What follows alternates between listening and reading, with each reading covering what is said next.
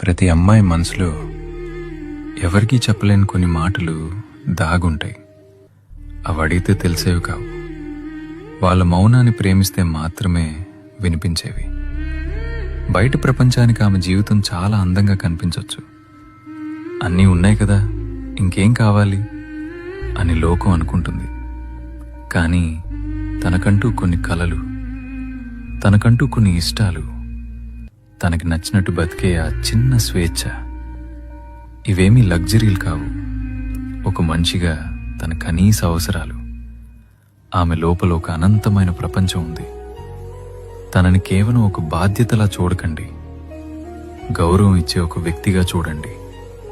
ఒక్కటి గుర్తుంచుకోండి, పంజరం బంగారానిదైనా సరే అది స్వేచ్ఛనివ్వలేదు.